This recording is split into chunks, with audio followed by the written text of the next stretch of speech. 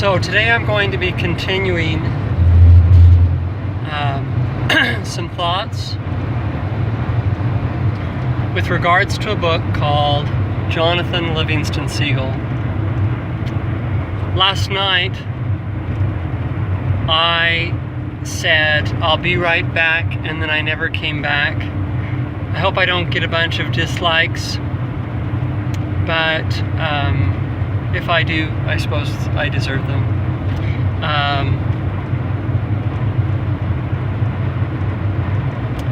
What we ended with yesterday was you cannot buy transcendence. It isn't for sale. And this we see in this story, this story of Jonathan Livingston Seagull. It's written back in the 1960s. A lot of people consider it kind of the a book that kind of opened up the New Age movement.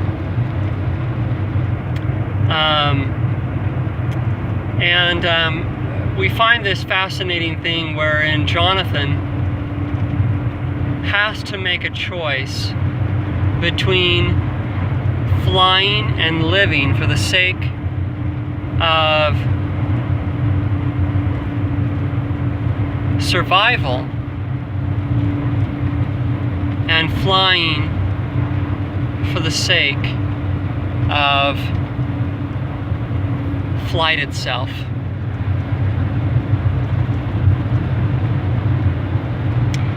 And in this is this idea that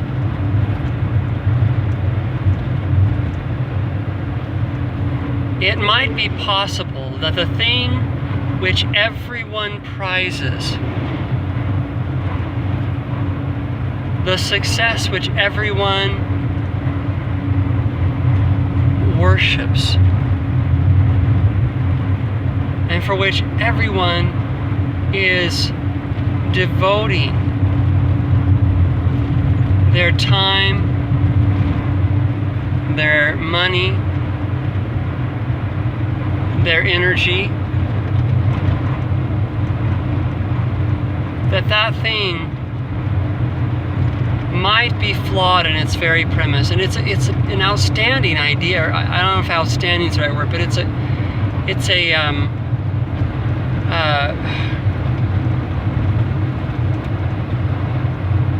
what's the word? It could be considered, by most it would be considered a crazy idea.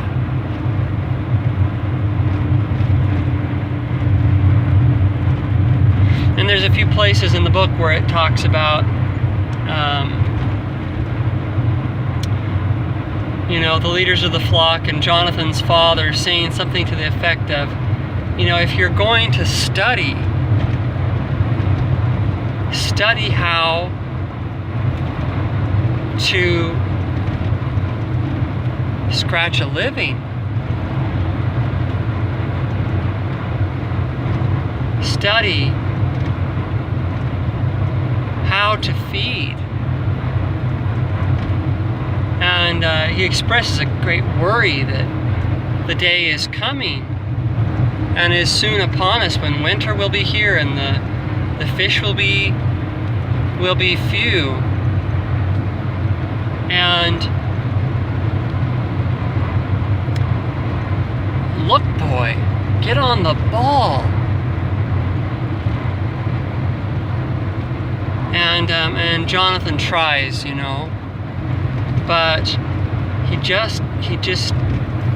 can't stay away from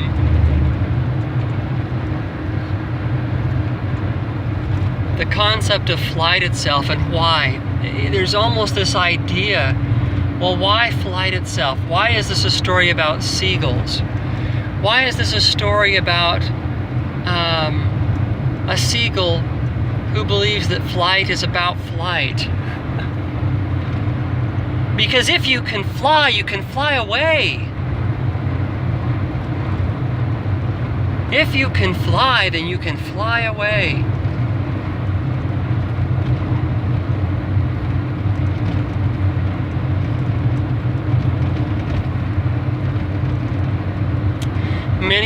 that they will fly away because they've espoused some dogma or doctrine or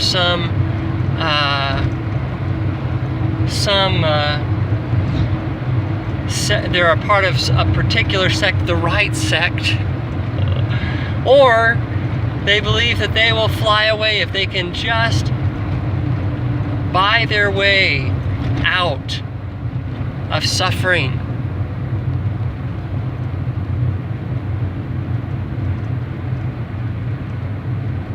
But flight, to be able to fly away, you must learn to fly.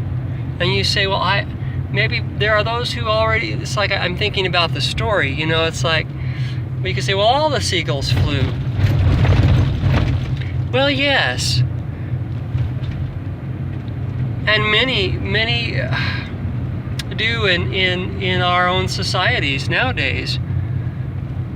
They fly on from one school of fish to another, from one endeavor to another, but they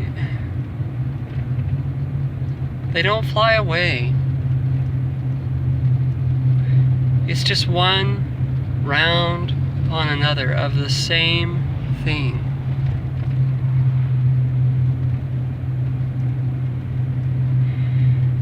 So you can't fly away by chanting some mantra or dogma.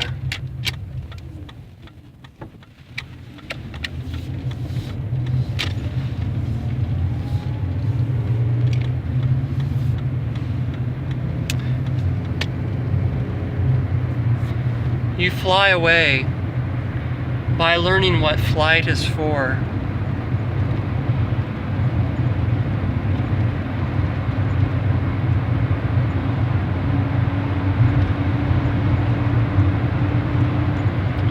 To choose flight for its own sake. Not sure if that puts it quite right.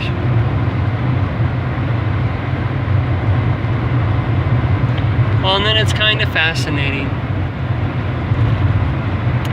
You know, the first thing that happens to Jonathan is that he's cast out of the flock once he masters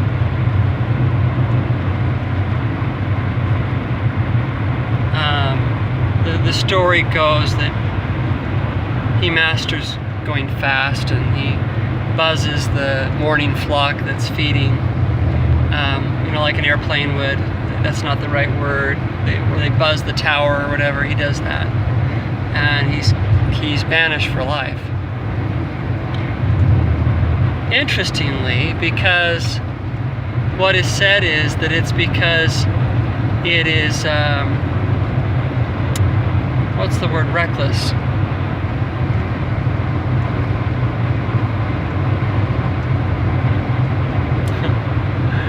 But of course, anything but scraping for food is seen as reckless. So anyways, he gets kicked out of the flock. And he spends his days alone. And of course there's kind of a faint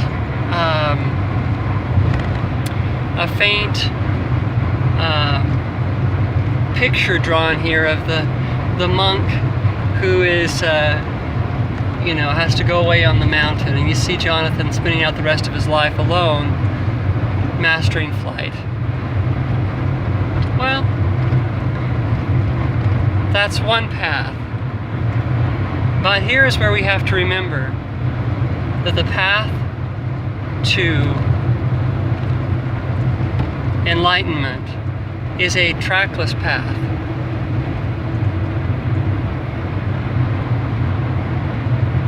You can't follow in another's footsteps, neither can anyone follow in your footsteps. So,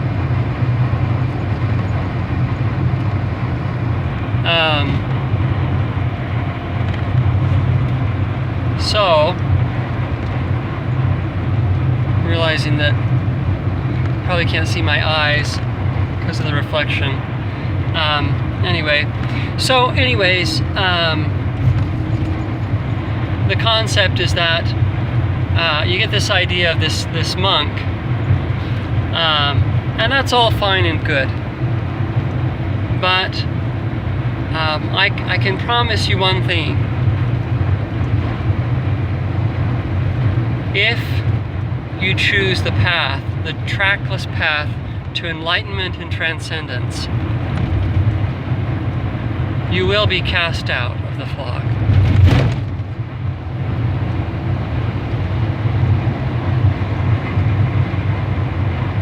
You will find yourself lonely.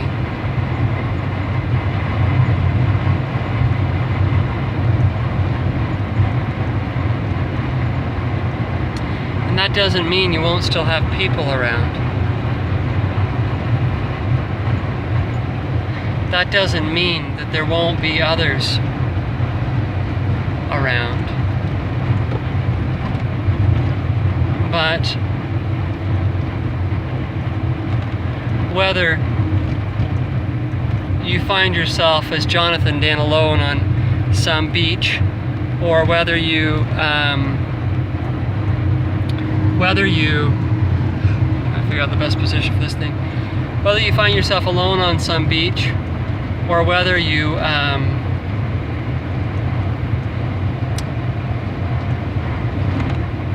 alone in the midst of a great city, or within the midst of a family, or within the midst of a peer group,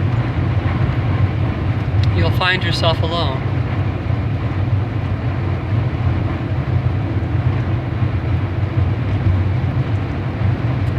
You know, and that might be a good place to stop. Those are kind of sobering words.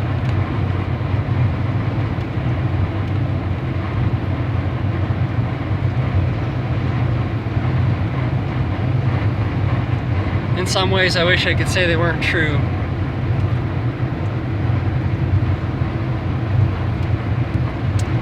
But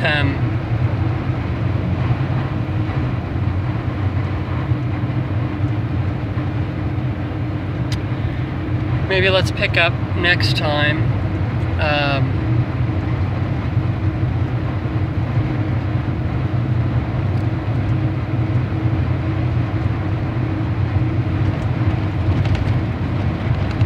Yeah, let's pick up next time. That's a good place to stop. God bless you all. In your own path.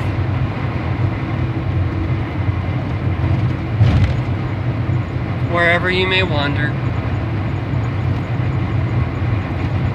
wherever that silent, unquenchable desire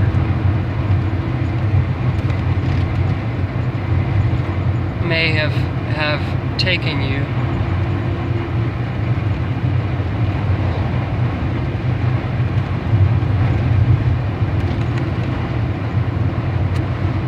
All right. Trying to think of one last thing to say. Thank you for your friendship. That may sound like a strange thing looking at a camera, but I can feel